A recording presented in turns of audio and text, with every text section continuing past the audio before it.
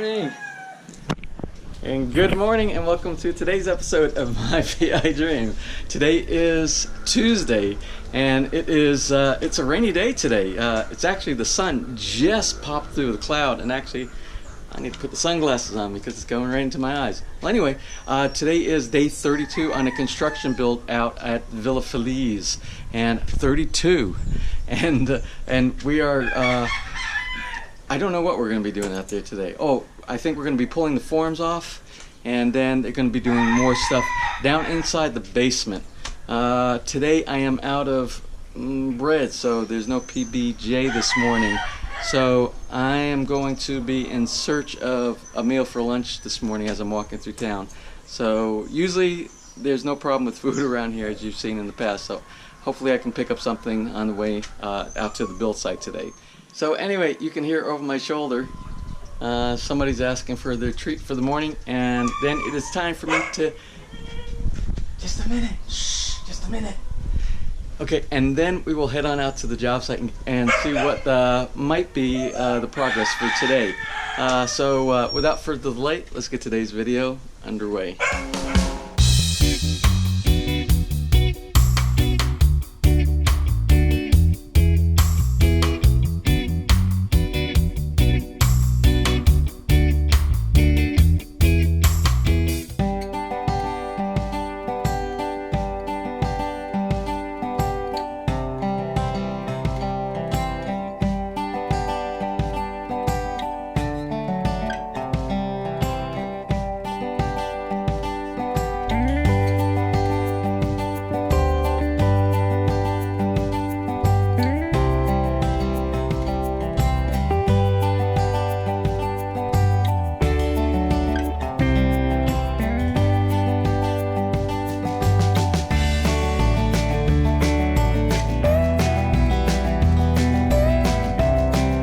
What you got?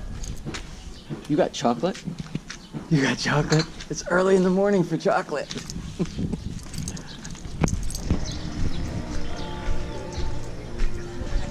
Good morning, Michelle. How are you today? Good. How are you? Oh, I am great. Hi, how is everybody? I got a lot of empty bottles. Dude, I don't know where these empty bottles came from. They just showed up in my apartment one day. And I got, oh, it seems like it's like one of those clown cars. They just keep coming out and keep coming out. Yeah.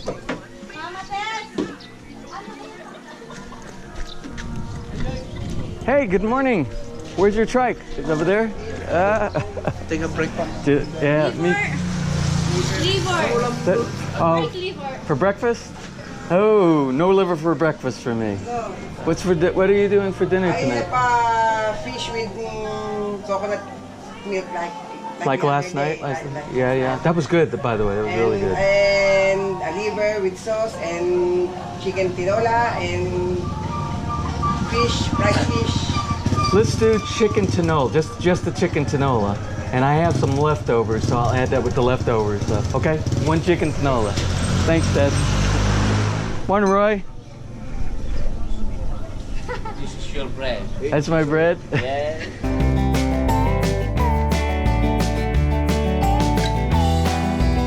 Well, anyway, I'm out in the development and I'm heading on out to the site.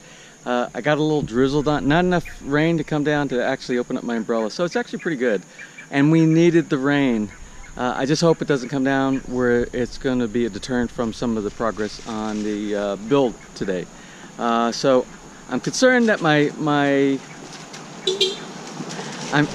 I'm concerned that my builder, he was actually sick yesterday, and he looked really bad. He actually came back out to the site after he went to the hospital and came back out, and you could tell from his face and that he's got some kind of congestion or something in his chest and things like that, and he looks really rough, so he really should be staying home today. But you know what? These guys, they have initiative, and I think they will get a lot accomplished anyway. So especially if I'm hanging around the site too, watching over what's going on. So let me get out there and see where we are from this morning's progress. And before I got out here, I stopped by Ren's Loma Shop. The lady that actually works in the front in like the Sorry store, her name is Belle. and I asked her about do they serve lunch here, and they said they have lomi all day long. It doesn't matter, anytime you want lomi. And so I'll probably stop by there this afternoon because I don't have any sandwiches, and I just have all I have is some water and an apple, and need some lunch. So I'll probably stop there at lunchtime, but I'm going to head on out to the site. Now, if you remember yesterday, my contractor wasn't feeling well. He actually went to the hospital, and he was looking really rough yesterday. His face looked all flushed, and I could really tell that he was not in the best of condition. So he went to the hospital, and what happened was, if you know the way the hospitals work over here, they put you in a queue, pretty much like anywhere else, but they let you know what number you are in the queue. And he was number 15 in the queue, and number 15 is pretty far down, so that means it's going to be several hours before you get seen. So what my contractor did, he came back out at the end of the day, and well, before we closed up, and he monitored some of the stuff and to give some direction to the foreman for the next day. I didn't even know we had a foreman until yesterday. But the foreman that we have, I don't know if you remember at all the beginning videos, and you saw the one guy that was bending all the rebar, and from the very first episode of the rebar up until recently, we have another guy that's actually bending rebar, but that's actually the foreman. The only thing is, he doesn't speak English, so it's kind of difficult for me to relay if I see something that's not quite right, so I have to grab one of the other guys, but it's not a big deal. We always get our point across between each other, and we get things accomplished. So anyway, today with the rain and with the potential of my contractor not being in, and I hope he doesn't come in because I want him to get better. We need him healthy, and so that he can continue doing the great progress that he's been doing. So there's a chance that we might not get a lot accomplished today with the fact that we have the rain and potential of my builder not being out here today. But being on site myself, that helps motivate a little bit, and hopefully we get something accomplished today. Oh, well, you know my little shortcut path that I have going through here. I got an update about this area over here. These two lots right here, I was told yesterday that they're just about ready to start building houses on those two lots right there. So they're actually going to be the next two houses worked on after my house. So that's interesting. And when we pass by here, once they start clearing, and it could potentially be why they put up the line up here, the little do not cross line that I kind of cross all the time, and that might have something to do with it. But it's going to be, you see where the lot is not cut and trimmed, see how this is all cut, and over here it's growing, and it's really high over there. Well, anyway, they're getting ready to be developed. That will be interesting.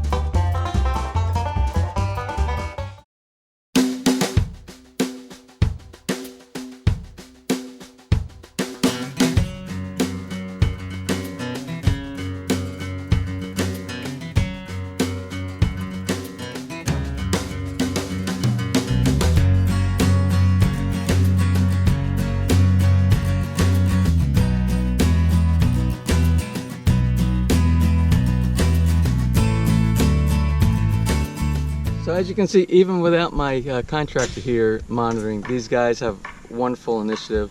And they're actually, you see, they're actually busy as a beaver down there inside the pit, and they're catching up with the day's activities. So I'm going to run down in there real quick, and I want to inspect some of the columns inside there. So let's get down in the pit.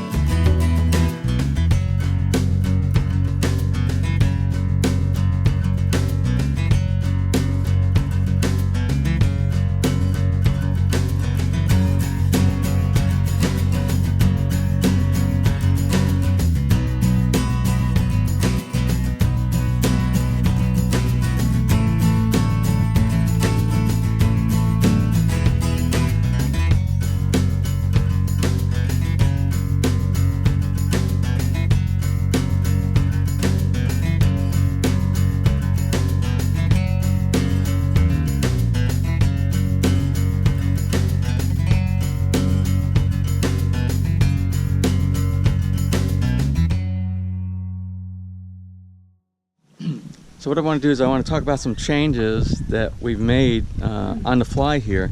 And again, I keep talking about flexibility. You should really be flexible when it comes to your design. And if you see something that you want to make a change with, you need to work with your builder on it. So the original plans for this house was set up for a garage up underneath the house. Then we had to scrap that idea because we couldn't build it above level. But now that we're able to build it below level, you saw it just a week before we broke ground. We actually came up with the plan to do the garage in the basement, bring that back in. Although we had the plan from day one, it just wasn't going to be sub-level. So anyway, since this is such a new concept for me, having this built into the ground right here, we're making changes on the fly, and that's fine. So you can see the CR here, we're actually building the septic tank underneath here. So originally, this whole area here was going to be the septic tank. But the footer, we just realized that the footer comes out extremely far over that side, so we can't build up against the footer. So what we're going to do is we're going to run it from this side to this side. And the original concept was we were going to cut through the wall that we're actually going to use here for the side of the stairway. But I made a recommendation to my builder, and I said, well, why don't we keep that there, and that be one of the separation chambers, and we just have to build underneath. That way we don't have to tear apart what we had. And he said that's a great idea. So what we're going to do is this wall is going to stay, and we're just going to reinforce underneath for the separation of the chambers for the septic tank. Change whatever, 100 and something. I also decided that, it would be nice to have some natural light down here instead of having the LED lights inside the ceiling. So I asked my builder, again, I said, for here and here and along here, and this is going to be the entranceway. This is actually the garage door. And if we're right along top here, and over here, why not put some narrow windows, long narrow windows inside there with reinforcement for security? And then we would have all day long during daylight, I would have natural light down here in the basement. Just the same way that they do when they build basements in North America, wherever they have basements. And he's like, that's a good idea too. So we're actually going to be putting windows, very long windows inside each one of those, so we have natural light in here. Again, this is just came up with this today, but it's going to look awesome. So you can see what's going on in the pit now. They're actually getting to the point where they're actually doing cleanup. They're running line levels which are going to be used for the rebar support that they're going to put in for the floor of the basement. Then it won't be much longer after that. They actually pour into the basement floor. They're cleaning up all the beams. They are also doing the septic tank over there, working on that portion. And yeah, everything is coming along really good. And before you know it, there's going to be a basement floor poured inside there. So I expect by about this time next week, I think we'll be in the pouring process for the basement.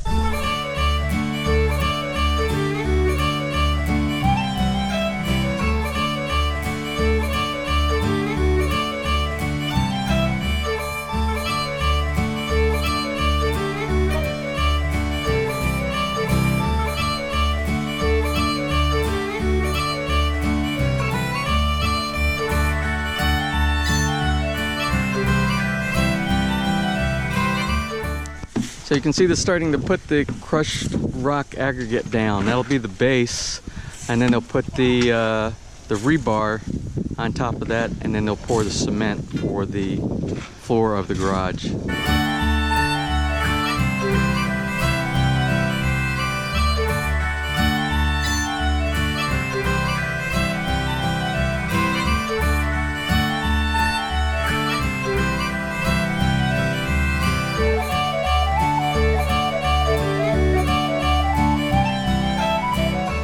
Alright, so let's talk about now what the guys are actually doing with the rebar on the ground. So what they're doing is they're putting 16mm rebar, and they're going to space it for all the places that are like storage units and not areas where the vehicle's not going to be driving on it. They're going to be spaced at a 30cm spacing on there. And then anywhere where they're going to be doing a pour where the vehicle is going to be, which is basically the big T in the center, they're going to do all the spacing at 15cm separation. That way we have more strength in the concrete for to support the vehicle weight.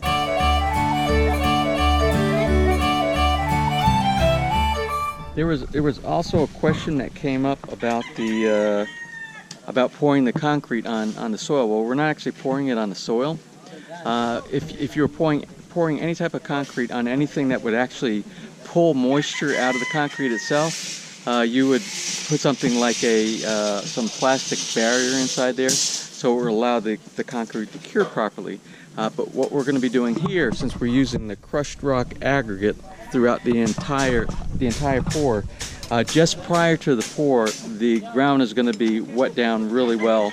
So there's going to be a lot of moisture inside the rock, and a little bit of the soil base underneath it, and that will slow down the curing process and help with the curing itself. So we're not going to be putting any type of plastic down on top of the rock.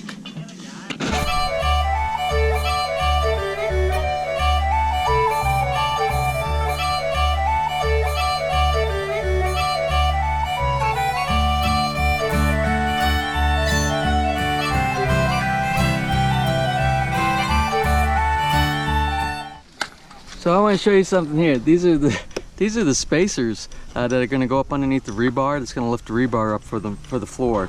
Now we don't have a Home Depot or Lowe's or Wilcon. Like we can't just run right around the corner. So these guys make them themselves. These guys really rock.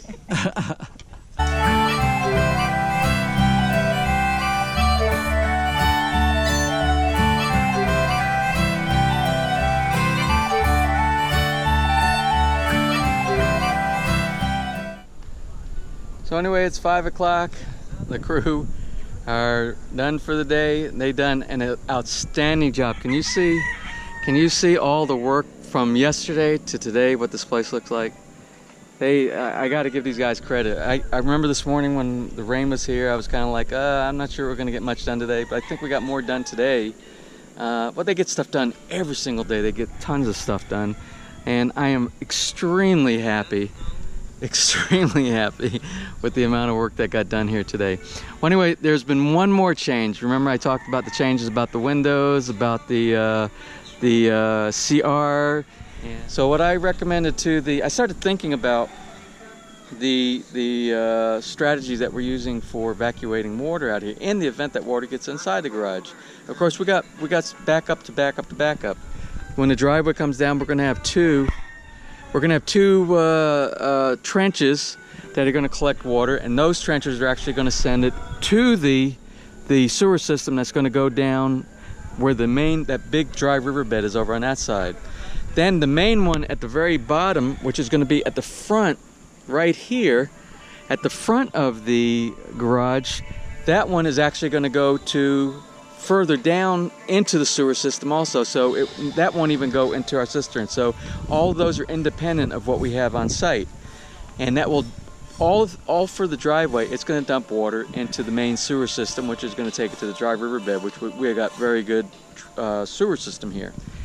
But the original concept that my contractor designed was he was going to put multiple 12-inch drains inside here on a 3-inch pipe, and they were all going to collect and go inside the sump right there. Well, I got to thinking, since we're angling the floor all the way around where everything is going to eventually dump into the sump anyway, that those drains aren't going to be very effective, because the water is already going to flow with the natural slope down to the sump. So I posed the question to my builder, and I already had the answer in mind, but I wanted to hear him confirm what my strategy is. And I said, you know how we have on the outside here, we got the big trench that's going to dump into the sewer system. I said, for some reason, if this actually the water can actually get over that, and we have so much water flow that the 6-inch pipe that we're going to use is not effective enough to bring it out in that direction. I said, why don't we put right on the opposite side of the garage door the same trench that we have on the outside, but one on the inside, that's going to go into the sump, and then there'll be a natural flow of water going over the cistern, which will dump also into the sewer for an overflow.